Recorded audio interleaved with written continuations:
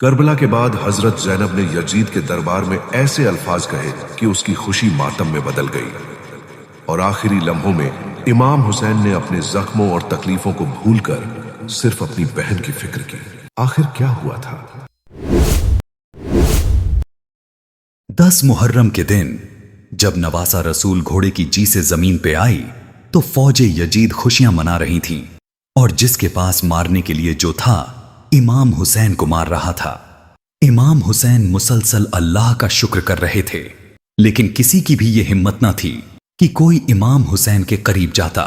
کچھ دیر کے بعد ظالم کہتے ہیں شاید حسین شہید ہو چکے ہیں، لیکن یہ معلوم کیسے ہو؟ حسین کا تو سر ہی سجدے میں ہے۔ امام جعفر صادق السلام سے کسی نے پوچھا تھا کہ اے نواسہ رسول، امام حسین کو کربلا میں سب سے زیادہ تکلیف کب پہنچی؟ کیا علی اکبر کی شہادت پر؟ امام نے کہا جب جناب عباس کے بازو کٹے تب۔ امام فرماتے ہیں اے شخص، شہادت تو ہمارا ورثہ ہے۔ جب امام حسین السلام کا سر سجدے میں تھا اور ظالم یہ چاہتے تھے کہ معلوم کریں کہ حسین ابھی تک زندہ ہے یا نہیں، تو کسی ظالم نے کہا ایک لفظ میں کہوں گا، اور اگر حسین زندہ ہوں گے تو فوراً اٹھ کھڑے ہوں گے۔ بس وہ ظالم زور سے کہتا ہے کہ فوج حسین کے خیموں میں چلی گئی اور زینب کو تازیانے مار رہی ہے۔ جیسے ہی یہ لفظ امام حسین نے سنے تو آپ سجدے سے سر اٹھاتے ہیں اور کہتے ہیں اے ظالم، جب تک میں زندہ ہوں میری بہنوں کے خیمے میں نہ جاؤ۔ بس وہ ظالم زور زور سے ہنستے ہیں اور نواسہ رسول صبر کرتے رہتے ہیں اور اپنا سر پھر سے سجدے میں رکھتے ہیں۔ امام حسین کے سر کو کاٹ کے جب نوکے نینجا پہ بلند کیا گیا تو فوج یزید خیام پہ حملہ کرتی ہے اور بیبیوں کے سروں سے چادر کو لوٹ لیتی ہے، بیبیوں کو تازیانے مارتی ہے، اور پھر امام حسین کی لاش کو پامال کرنے کے لیے ان گھوڑوں کو بلایا جاتا ہے جن کو یمن سے لایا گیا تھا۔ جیسے ہی گھوڑے دوڑنا شروع کریں اتنے میں کوفے والے آواز دیتے ہیں کہ ہم اکثر حبیب ابن مظاہر کی دعوت کھاتے تھے۔ اے عمر بن سعد، عرب میں یہ رواج ہے کہ جو جس کا نمک کھاتا ہے اس کی توہین نہیں کرتا۔ ہم حبیب کی لاش پہ گھوڑے نہیں دوڑائیں گے، بس حبیب کی لاش کو الگ کیا جاتا ہے۔ جون کے قبیلے والے جون کی لاش کو لے کے جاتے ہیں، بی بی اول بنین کے قبیلے والے جناب عباس کی لاش کو الگ کر دیتے ہیں۔ بس ایک ایک کربلا کے شہید کی لاش الگ کی جاتی ہے، اور کربلا کی زمین پہ صرف نواسہ رسول پڑا رہتا ہے، اور مشرق کے گھوڑوں کو مغرب کی طرف، مغرب کے گھوڑوں کو مشرق کی طرف دوڑایا جاتا ہے۔ امام حسین کی لاش کو پامال کیا جاتا ہے۔ بس بیویاں روتی رہتی ہیں۔ رات ڈھلنے لگتی ہے اور غریبوں کی شام آ جاتی ہے۔ ہر کوئی بیوی اپنے اپنے جوان کی لاش پہ روتی رہتی ہے۔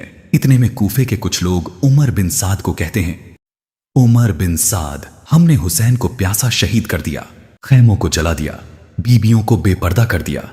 یہ 3 دن سے پیاسے ہیں، اب ان کو پانی دے ہی دیتے ہیں، کیونکہ مسلسل ان بیبیوں کے رونے کی آواز نے قیامت برپا کرتی ہے۔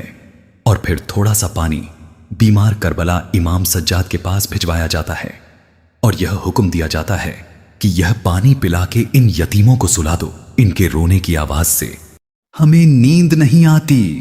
جیسے ہی پانی شام غریبہ کی اجڑی ہوئی بیویوں کے پاس پہنچی تو ہر کوئی بیوی پانی کو دیکھ کے جارو قطار روتی ہے کہ اب اس پانی پینے کو دل نہیں کرتا۔ بی بی زینب کہتی ہے اللہ کی مرضی یہ ہے کہ ہمارے جسم میں تب تک جان ہو جب تک ہم امام حسین کی شہادت کا واقعہ دنیا کو بتا نہیں دیتے۔ بس سب کو پانی پلایا جاتا ہے۔ اتنے میں بی بی زینب دیکھی کہ وہ سکینہ جو امام حسین کے سینے پہ سویا کرتی تھی وہ نظر نہیں آتی۔ بی بی زینب مقتل گاہ میں ڈھونڈتے ڈھونڈتے جہاں امام حسین کی لاش زمین کربلا پہ بکھری ہوتی ہے وہاں آتی ہے اور دیکھے کہ ان ٹکڑوں سے لپٹی ہوئی بیبی سکینہ زارو قطار رو رہی ہیں۔ بیوی ان کو دلاسا دیتی ہیں اور کہتی ہیں اے سکینہ، پانی آ گیا ہے۔ بیبی سکینہ کہتی ہے کیا میرے چاچا عباس واپس آ گئے؟ بی بی زینب رو کے کہتی ہے اے سکینہ، شہادت کا جام پی کے تمہارے بابا کے پاس ہیں، علی اصغر کے ساتھ ہیں۔ آج سے تم میرے اور اپنی ماں اور باپ کے ساتھ سونا، اور یوں رات ڈھل کے دن کا سورج طلوع ہوتا ہے۔ 11 محرم سادات کے لیے 10 محرم سے بھی سخت تھا۔ क्योंकि जैसे ही सूरज तुलू होता है तो चारों तरफ खुशी का माहौल होता है और बीच में रसूल अल्लाह की नवासियां बेयारो मददगार बैठी होती हैं।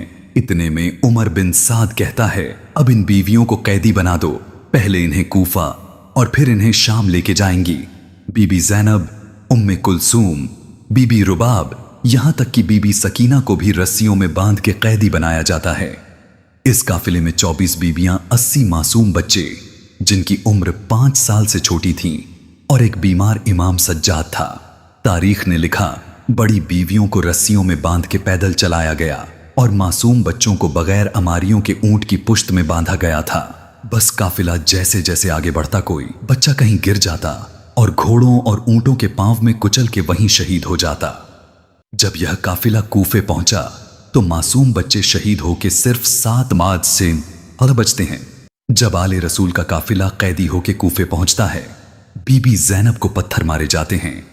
आले मोहम्मद की तौहीन की जाती है, लेकिन कदम कदम पे बीबी ज़ैनब और इमाम सज्जाद अपने खुतबे में यह बताते रहते हैं कि अल्लाह के सिवा कोई इबादत के लायक नहीं और मोहम्मद मुस्तफ़ा सल्लल्लाहु अलैहि वसल्लम उनके रसूल हैं।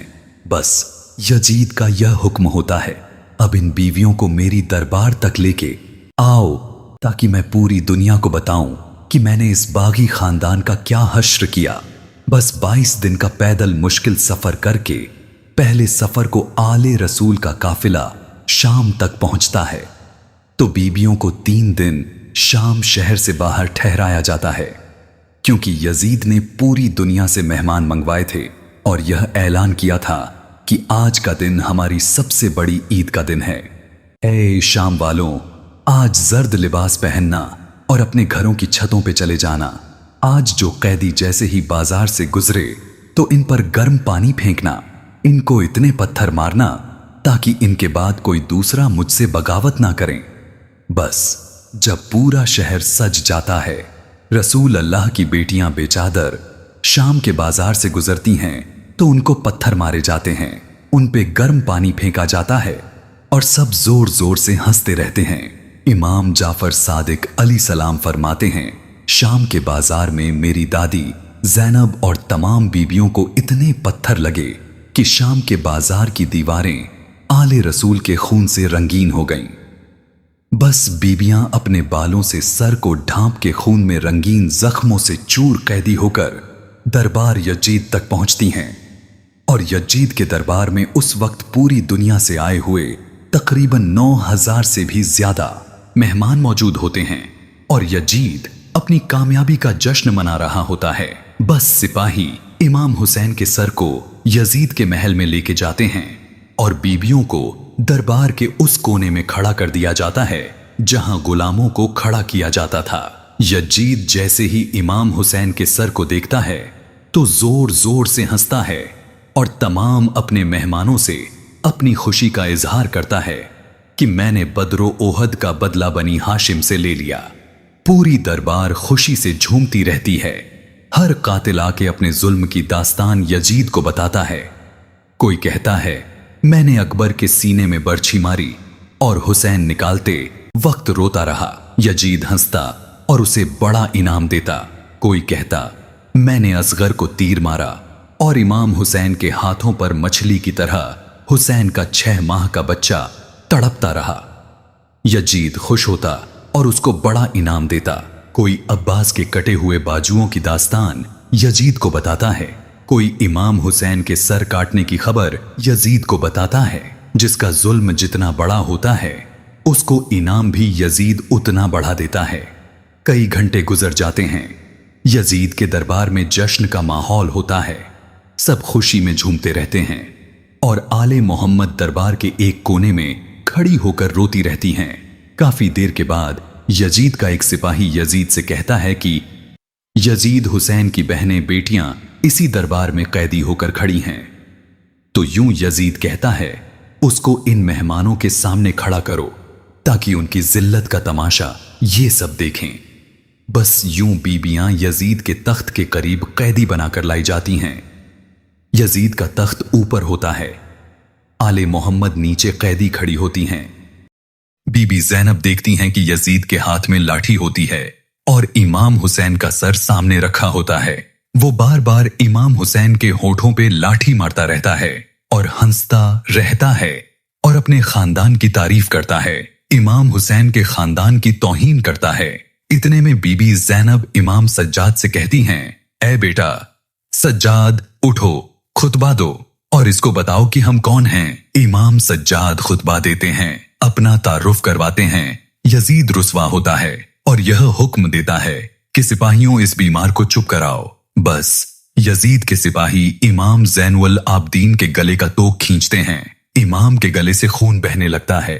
इमाम को जमीन पे लेटा के उनकी पीठ पे ताजियानी मारते हैं। यह मंजर जैसे ही बीबी ज़ैनब ने देखा तो आप अली की बेटी अली बनके अपने बालों को चेहरे से हटाती हैं और कहती हैं, ऐ यजीद, तू अपने आप को बड़ा इज्जत वाला समझता है और हमें बात करने से रोकता है। यजीद सिपाहियों से कहता है, इस औरत को चुप कराओ। लेकिन दूर दूर से आए हुए मेहमान कहते हैं, ऐ यजीद, तू इतना बड़ा बादशाह है, यह सफेद बालों वाली बूढ़ी जिसके जवान तुमने मार दिए अपनी बेवाओं और यतीमों के साथ, तो जैसे अजीम बादशाह के सामने क्या बोलेगी? इसको बोलने दे। बस बीबी ज़ैनब अपने चेहरे से बालों को हटा के कहती है, ऐ यजीद, तू अपने खानदान की क्या इज्जत बयान करता है? तेरे आबाओ अजदाद तो हमारे खानदान के आजाद किए हुए गुलाम हैं। ऐ यजीद, जिस हुसैन का सर तेरे सामने रखा हुआ है, मैंने खुद अपनी आंखों से देखा कि अल्लाह के रसूल इस सर को बार बार चूमा करते थे,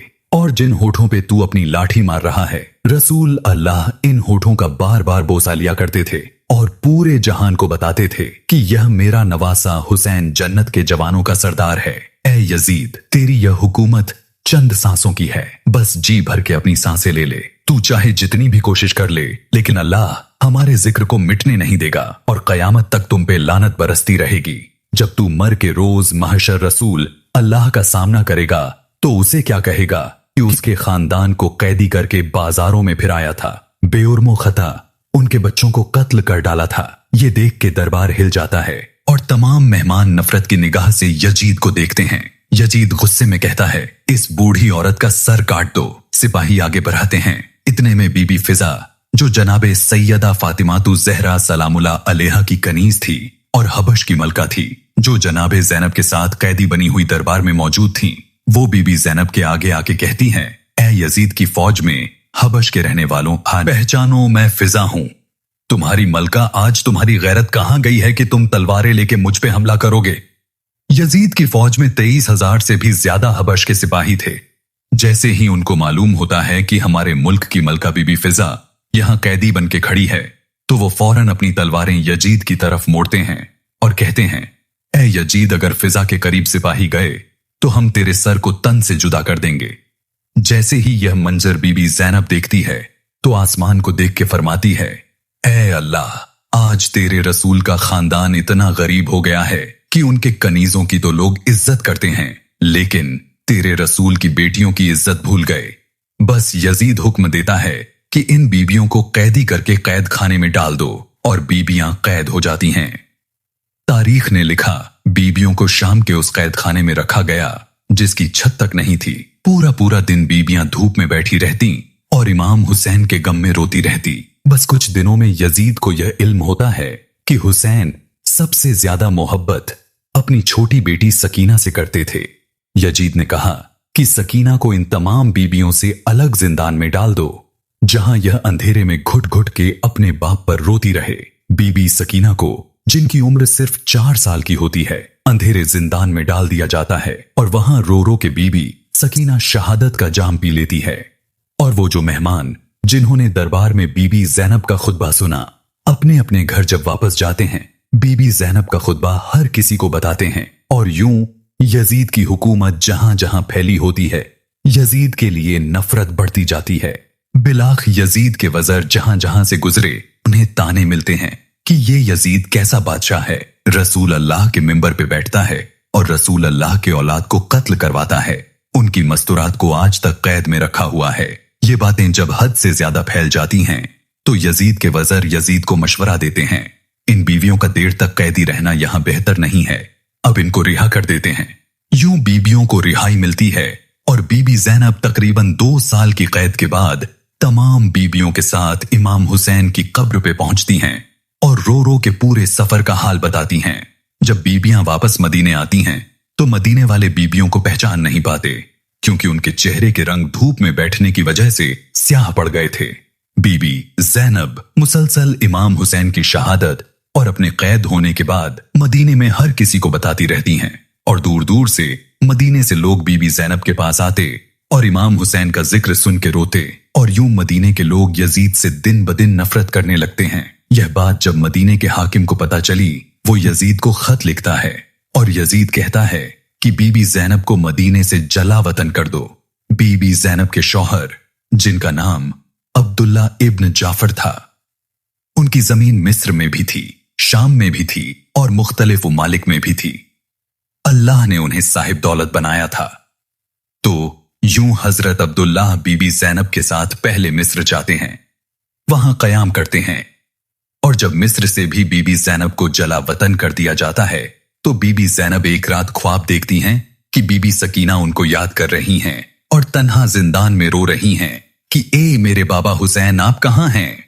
जैसे ही बीबी ज़ैनब ख्वाब से बेदार होती हैं, अपने शौहर अब्दुल्लाह से कहती हैं, ए अब्दुल्लाह, जो तुम्हारी जमीन शाम में पड़ी है, हम वहीं मुकीम होते हैं, क्योंकि हुसैन ने मुझे अपनी बेटी सकीना के लिए वसीयत की थी कि इसका ख्याल रखना। बस बीबी शाम में आती है और जहां बागे जाफर तैयार होता है, जो जमीन बीबी ज़ैनब को हजरत अब्दुल्लाह ने हक महल में दी थी, वहां मुकीम होती हैं। जैसे ही यह इल्म यजीद के साथियों को होता है कि बीबी शाम आ चुकी हैं और शाम के लोग भी बीबी ज़ैनब के पास जाते हैं और इमाम हुसैन की शहादत का वाकया सुनते हैं, तो वह जहर दिला के 15 रजब 64 हिजरी को बीबी ज़ैनब को शहीद करवा देता है। और यूं उसी शाम शहर में बीबी ज़ैनब का रोजा बनता है, जिस शहर में बीबी ज़ैनब को कैदी बना के लाया गया था। जैसे जैसे वक्त गुजरता जाता है, उमवी खानदान की हुकूमत अल्लाह जमीन से मिटा देता है और सादात का एहतराम दिलों में बढ़ा देता है। आज भी जो भी इंसान शाम जाता है तो शाम वाले कहते हैं कि इस शाम की मलका बीबी ज़ैनब सलामुल्लाह अलैहा है। उनके रोज पर चिराग जलते रहते हैं, लाखों अकीदतमंद आके दहलीज चूमते हैं, और उसी शाम में यजीद की कब्र तक का निशान नहीं मिलता।